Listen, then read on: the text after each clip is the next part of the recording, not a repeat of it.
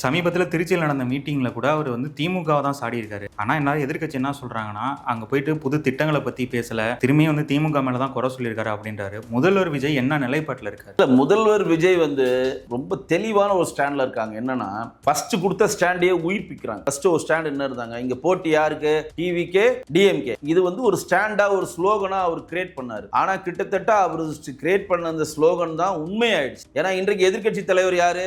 மாண்புமிகு முன்னாள் துணை முதல்வர், இந்நாள் எதிர்க்கட்சி தலைவர் இருக்கக்கூடிய உதயநிதி ஸ்டாலின். அப்ப மாண்புமிகு இந்நாள் முதலமைச்சராக இருக்கக்கூடிய விஜய் சார் அவர்கள் போன முறை என்ன கோட் பண்ணாரோ அது இப்ப நடந்திருக்கு. அந்த சினாரியோலயே போகணும், அதுலயே கொண்டு போனாதான் நமக்கான ஓட்டை கல்டிவேட் பண்ண முடியும்னு சொல்லி விஜய் சார் நம்புறாரு. அதனாலதான் என்ன பண்றாரு, ஏற்கனவே எடப்பாடியை பத்தி அவர் என்ன சொன்னாரு, சும்மா தோத்துட்டு நசன்னு சொல்லலாம் பேசக்கூடாது போங்க அப்படின்லாம் சொன்னார்.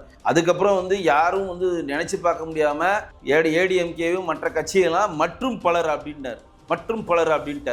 அப்ப அவர் என்ன கிரியேட் பண்றாங்கன்னா, எப்படியாவது தமிழ்நாட்டில் 2 சினாரியோடு தான் இருக்கணும். ஒரு சினாரியோ தாவேகா, இன்னொன்று டிஎம்கே.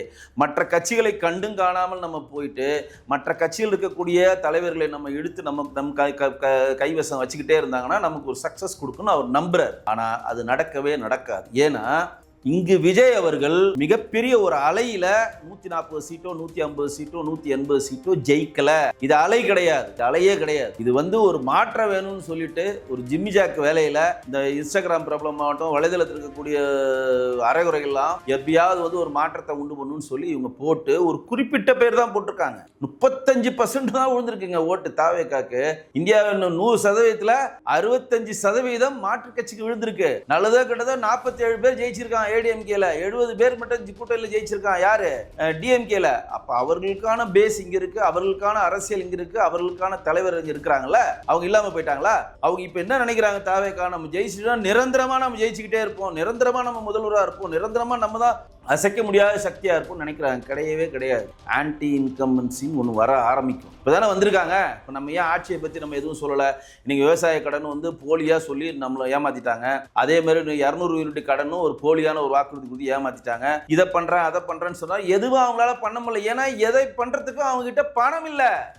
ஏற்கனவே நான் சொல்லியிருக்கேன், 15 லட்சம் கோடி கடன்ல திமுக உங்களை மொட்டை அடிச்சு வச்சுட்டு போயிருக்கு தமிழ்நாட்டை. இவருக்கு தேனும் பால்லாம் ஓட வைக்கவே முடியாது. எவன் முதலமைச்சராக தமிழ்நாட்டில் வந்தாலும் அந்த வேலையை செய்ய முடியாது. நம்ம ஏற்கனவே சொல்லணும், மத்திய அரசுடன் கூட்டணி வைத்து இணக்கமாக போய் டபுள் இன்ஜின் சர்க்கார் வந்தா கொஞ்சம் நம்ம தப்பிக்கலாம். திமுக பண்ண அதே தப்பை விஜய் சார் பண்ணி கொண்டிருக்கிறார். அது தமிழ்நாட்டு மக்களுக்கு உகந்ததில்ல. தீபத்தூண்ல தீபம் ஏற்ற வேண்டும். திமுக ஆட்சியை எதுக்கு நாங்க கீழே இறக்கணும்? கோர்ட் ஆர்டர் கொடுத்ததை அந்த ஆர்டரை இம்ப்ளிமெண்ட் பண்ணாம 144 போட்டதுக்கு தண்டனை. மதுரையில திருப்பரங்குன்றத்துல திமுக தோத்தது. வெள்ளை அறிக்கை கொடுங்கன்னு சொல்றப்ப வெள்ளை பேப்பரை தூக்கி திமிரா காட்டின அந்த டிஆர் பாலு பையன் ராஜா அவர்கள் சாதாரண அம்மா மக்கள் முன்னேற்ற கழகம் வேட்பாளர்களுடைய காமராஜுடன் தோற்றார். வைணவத்தை பத்தி சைவத்தை பத்தியும் பொது வழியில அசிங்கமாக பேசி தண்டனை பெற்ற திரு பொன்முடி அவருடைய மகன் சிகாமணி ஏன் தோற்றாரு? இதனாலதான் ஓசி பஸ் சொன்னார் தோத்தார். யார் யார் மக்களால் தேர்ந்தெடுக்கப்பட்ட பிரதிநிதி மக்களை இழிவுபடுத்தினார்களோ அவர்களால் மக்கள் தோக்கடிச்சாங்க. அதே தவறை தாவேக்கா செய்யக்கூடாது. தீபத்தூணில் தீபம் ஏற்றுவதற்கான உங்கள் ஸ்டாண்டை 22ஆம் தேதி தெரிவிக்கணும்னு சொல்லி நீதியரசர் சுவாமிநாதன் கேட்டிருக்காரு. நீங்கள் சென்னை உயர்நீதிமன்றம் சொன்ன ஆர்டரை இம்ப்ளிமெண்ட் பண்ணலனா திமுக எப்படி இந்துக்களுக்கு விரோதமான கட்சியோ அதே மாதிரி 22ஆம் தேதி தீபத்தூண்ல தீபம் ஏற்றலனா தாவேக்காவும் இந்துக்களுக்கு விரோதமான கட்சி நாங்க சொல்லுவோம். அதாவது உண்மை.